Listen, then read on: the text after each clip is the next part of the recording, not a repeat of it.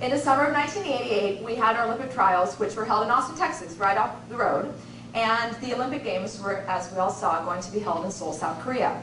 At the Olympic trials, I made 3 events. I made the team in the 400 freestyle, the 800 freestyle, and the 400 individual medley, which is all 4 strokes. And I had reached my goals. I had reached my dreams. For 4 years, I trained my heart and soul out, and suddenly I was an Olympian. Now, when you make the Olympic team, it's really amazing. It's like a dream come true. We had 6 weeks between Austin and the Olympics in Seoul, so we had a lot of traveling to do, and we had a lot of fun, exciting things to do as well. When I made the Olympic team, my coach, Coach Bud, was not allowed to go on the Olympic team staff. There's only a few coaches that make the Olympic team. They're usually high-ranking college coaches. So Bud had to go back to California. Good news for me, because I was free. And bad news, really, for me, because ultimately I had no one to keep me focused. The first thing we did after we were named to the Olympic team was we went into a grand ballroom at a hotel in Austin, and we were giving a shopping cart and 2 suitcases. And as I was going into this ballroom, I asked one of the officials what we were doing. They said, "Oh, you'll see, you'll see." I walked into this ballroom. There were tables set up with every kind of paraphernalia you could ever want. I got new blue jeans and new t-shirts and 5 new swimsuits and 10 new pair of shoes and sweats and hair dryers and hairbrushes, everything you could want. It was like Christmas in the middle of the summertime. And I walked out of this ballroom with 2 suitcases full of new clothes. And I said to myself, this is what it means to be an Olympian. I get clothes. I love to shop. It's like Christmas. This is awesome. This is why I worked so hard for 4 years. This was amazing. And after our shopping spree, we went to Los Angeles, close to where I grew up. And one day, actually on my 17th birthday, we went to Disneyland. We had a parade down Main Street, and we wore our new Olympic t-shirts. And every time there was a line at one of the rides, I got to cut in line because I was an Olympian, and that's what you did as an Olympian. I thought it was the greatest thing in the whole world. And after our trip to Disneyland on my birthday, we went to Hawaii.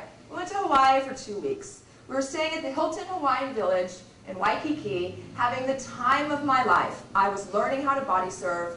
I was flirting with the boys. I was working on my suntan. I was eating whatever I wanted to do, because you know what? No one was there to tell me what I should be doing.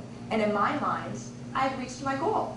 I was an Olympian. For the rest of my life, I would always be an Olympian. The older coaches, the college coaches, couldn't control me. They didn't know what to do. Once again, I reverted back to that kid who was just having a wonderful time being a swimmer. One day, I showed up for practice at the University of Hawaii, and I was getting ready to jump into the pool, and swimmers stand at the pool and we do our arm stretches before we get in. So I was kind of being silly, and I was laughing, and I was joking with some of the other swimmers, and I wasn't really serious. And it caught me off guard when this gentleman walked up to me.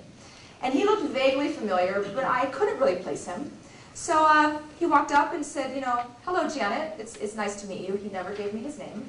And I said, "Nice to meet you, too." And he said, "I hear that you've really enjoyed being an Olympian. Why don't you tell me a little bit about it?" So, of course, I decided I was going to tell this gentleman about what it meant to me to be an Olympian. I proceeded to tell him about the free clothes, and then I told him about the trip to Disneyland and how I got to cut in line. Then I talked to him about Hawaii, which was very obvious. He knew that we were in Hawaii. And then I told him, and he teases me to this day about it, that whenever I applied to college or for a job, I could put Olympian, and that would really impress everyone that was looking at my job resume and my college application. So he actually started to laugh at me in my Olympian arrogance, because after all, I was an Olympian, said to him, "Well, what do you know about the Olympics?" And he said, "Well, actually, I'm an Olympian. I was a swimmer." And I said, "Oh, that's great, a fellow Olympian. You've joined the fraternity of Olympians together." And went on. And he said, "Yeah, I swam in 1968. And I said, "Oh, well, wow, that was, that's a long time ago. I was born in 1971. And he said, "Yeah, well, I won a couple silvers and a couple golds on relays." And I said, "Oh, that's great, congratulations." And he said, "Well, I actually went back to the Olympics in 1972. And this man is slowly starting to look vaguely familiar to me. And he said, "And I swam 7 races, and I finished for him, and you won 7 gold medals." And it was Mark Spitz, and he had shaved off his mustache, and he wasn't wearing his medals like we always see him in that pose. But it was certainly Mark Spitz. And Mark proceeded to sit me down and have a little chat with me. And what Mark told me that really stuck with me that it's good to be an Olympian. This is what Mark said. He said, Janet, trust me, it is great to be an Olympian. I promise you, I agree with all this stuff, all the great things that happen, all the trips, all the clothes, all the accolades. But I promise you, it's even better to be an Olympic champion. And I said, yeah, now I understand that. I worked so hard for this one goal. Like I said, I trained my heart and soul out for 4 years with one focus in my mind's eye. And once I reached that focus in my mind, I was finished. And Mark really understood that. And he said, I'm here to teach you that when you set a goal and you reach so hard for that goal and you strive for that goal, sometimes you just forget to learn from that goal and to reset those goals and to move on from there. He said, you have 2 weeks until the biggest swim meet of your life.